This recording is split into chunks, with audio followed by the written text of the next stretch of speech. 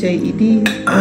Yung, di ba noon dito sa Europe, yung Inaano yung mga witch. yung mga witch, di ba uso-uso yung witch at hinahunting yung mga witch dito sa Europe.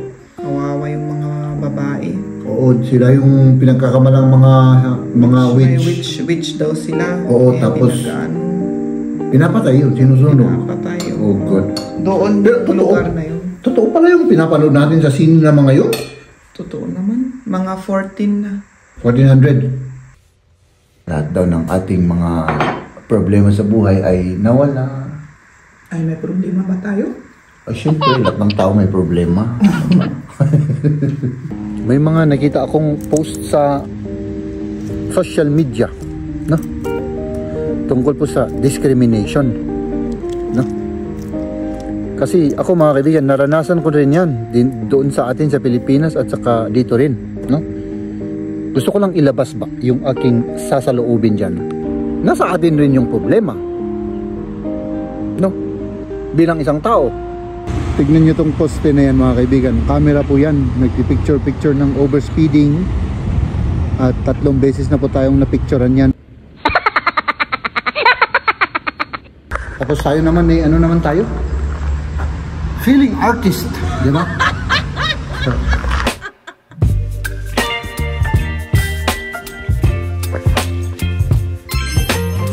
Good morning.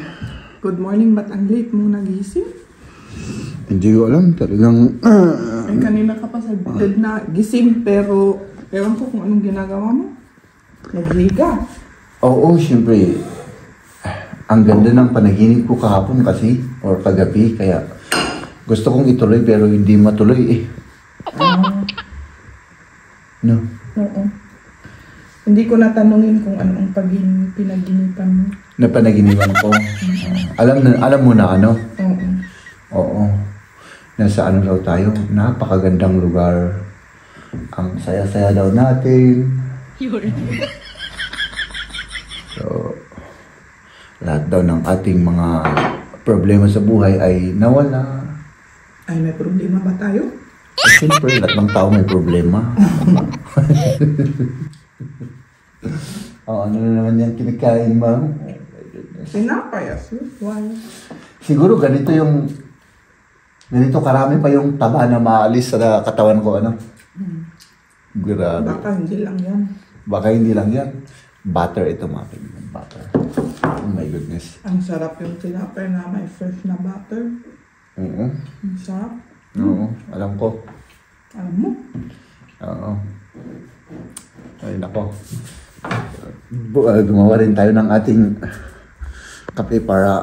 Yatasa, madadry na. Salamat mga love.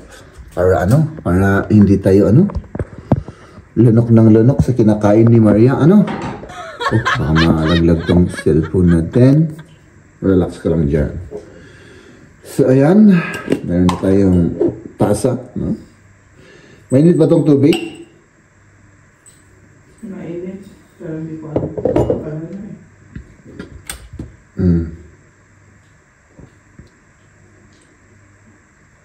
Paano na Walang naman? Mainit. Pwede to. Pwede pala yan. Pwede na yan.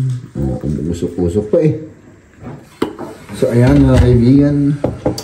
Tayo po ay magkakapi-kapi ulit. At yan. Siyempre. Ay nako, Thursday ngayon. Bukas Friday, tapos yun, weekend na naman. At yun ang pinakahihintay ko. Kasi gusto ko nang kumain ng napakaraming karne, mga kaibigan. Let's drink coffee.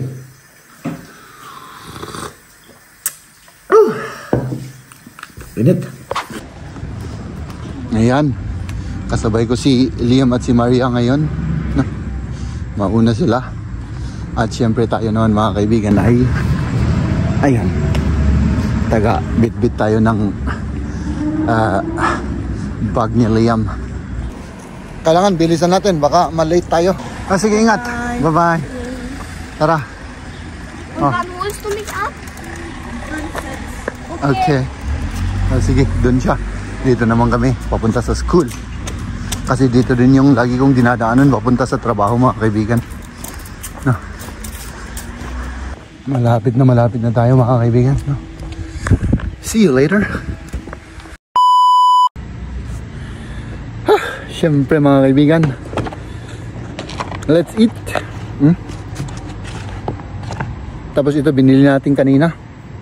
At saka itong banana rin. No? Hugasan ko muna to kasi hindi ko pa to nahugasan. So mga kaibigan, kamusta na po kayo? Mangan tayo. Kain po tayo, mga kaibigan. Ay naka, lunch break na naman. Tapos meron pa tayong itlog. Itlog pa, mga kaibigan. Yan. So dalawa pa. So mga kaibigan, no? May mga nakita akong post sa social media, no? Tungkol po sa discrimination, no? Kasi ako, mga kaibigan, naranasan ko rin yan doon sa atin sa Pilipinas at saka dito rin, no? Gusto ko lang ilabas ba yung aking sasaloobin dyan, no? Ano yung mga kaibigan? Hindi po mariresolve yung discrimination na yan kung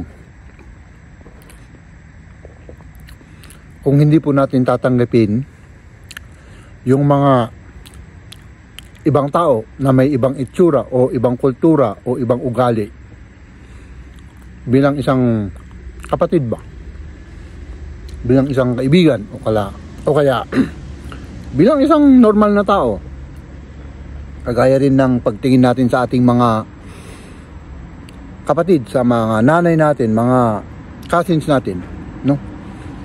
Kung hindi natin sila matanggap, no? Halimbawa lang to, mga kaibigan, ha? Lalong-lalo na sa atin yung mga katutubo, yung mga igorot, yung mga aita at mga iba't ibang katutubo pa sa atin sa Pilipinas, no? Kung hindi natin sila matanggap, no? Bilang isang kapatid, ay mga kaibigan, kahit na 500 taon, hindi po mariresolve yung discrimination na yan, lalong-lalo na sa atin sa Pilipinas. Dito sa abroad, talagang hindi ko alam kung mariresolve yan. Pero sa Pilipinas, oo. So ibig sabihin, mga kaibigan, nasa atin rin yung problema, no? Bilang isang tao, no? Imagine nyo, mga kaibigan, isang bansa na lahat ay yung bang walang ganyan, yung walang discrimination, kasi tanggap natin kilala natin yung mga kapatid natin katutubo bilang parehas din natin, no? Maitim man, maputi man, blue man, yellow man, o kaya pink man yan, no? Kapag hindi natin sila matanggap ay walang mangyayari, no? Yun lang. Kasi puros social media, mga nakikita ko mga discrimination. Sabi ko sa sarili ko, pare-parehas lang tayong mga Pilipino, di ba? So yun, at least nailabas ko na yung aking sasaloobin dyan, at kakain na ako kasi babalik pa ako sa trabaho, no? Tikman nyo to, pipino. Fresh na fresh.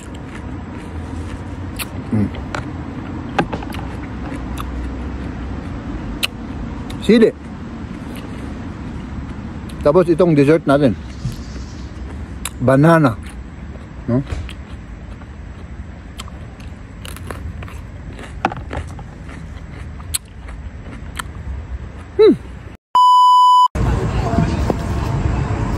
Nandito tayo sa tabi ng kalsada, mga kaibigan.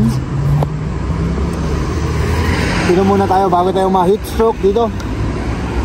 Tapos yun,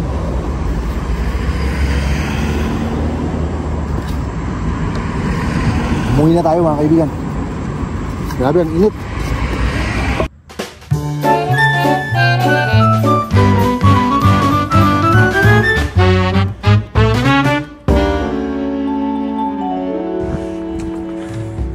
Buti dito ako dumaan mga kaibigan, mas malilim dito, no? Mas mahaba nga lang yung lakaran, pero mas malilim. Tignan nyo tong poste na yan mga kaibigan. Camera po yan, nagpipicture-picture ng overspeeding. At 3 beses na po tayong napicturean yan. At syempre namulta.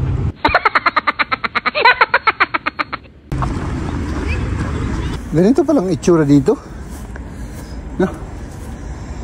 Everyday na dinadaanan ko to pag yung sasakyan ang gamit ko. Dito tayo mga kaibigan. My goodness, mas mahaba to ng 3 kilometro kaysa yung dating dinadaanan natin mga kaibigan. Pero okay na rin yun, nabubulol ka pa para mabawas-bawasan ng mas mabilis yung ating taba sa katawan. Diba? Saka may mga shortcut naman na kagaya nito, oh. Diba? Sa ilalim ng tulay, dito sa taas, daanan ng ano yan mga kaibigan. Daanan ito ng tren. So yan, dire-diretso lang tayo. Ang gaganda naman ng graffiti na ito, oh. Ako na-appreciate ko to mga kaibigan, yung mga graffiti ganyan. Oh, diba? Kasi art yan eh, no? Tapos tayo naman eh, ano naman tayo? Feeling artist, diba? So, let's go. Ay, meron na palang ano dito, oh. Uy, grabe. Ang bilis nila. Nakatayo na tong bahay na to eh. Ay, naka. Hindi natin namamalayan na mababahayan na lahat. O, ayan, nagbubuhos sila sa taas. Dito, mas malayo pa rin. Dito, medyo shortcut. Pero dito, parang gusto ko dito. Pero dito na lang tayo para ano. Kasi dyan, baka ano kayo dyan? Heat stroke. No? So, dito na lang tayo. Diba? Ay! Dito tayo sa ano, sa ibabaw ng tulay. Let's get home.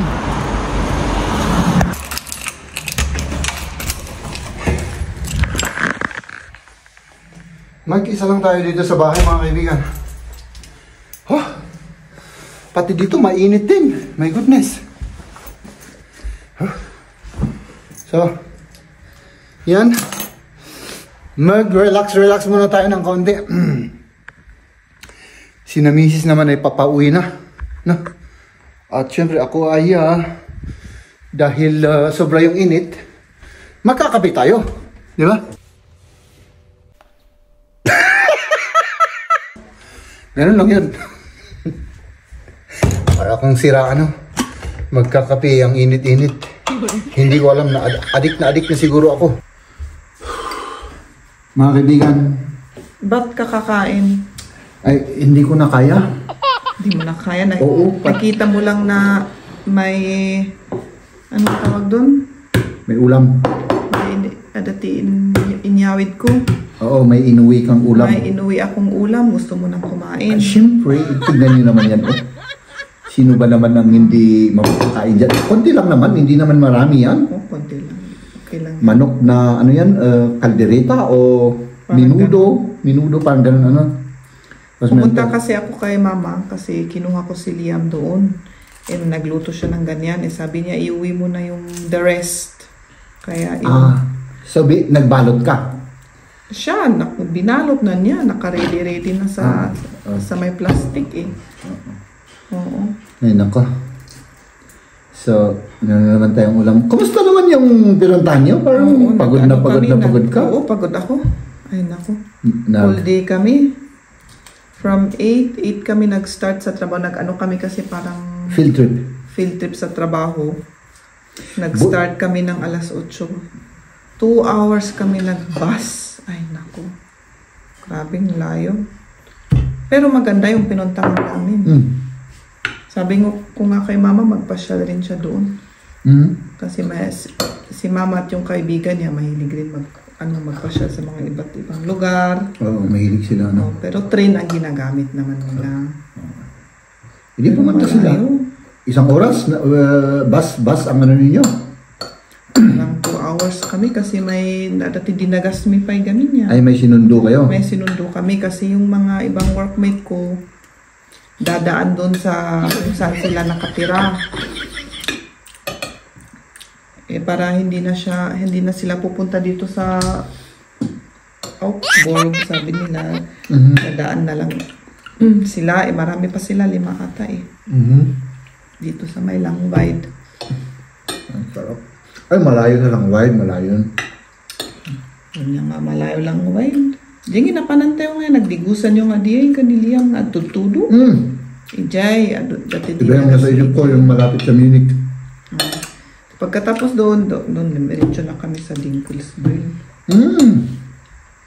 Pero maganda, kami doon yung dati tour guide ngayon na misak man lang. So, city tour, ganun. Tour guide.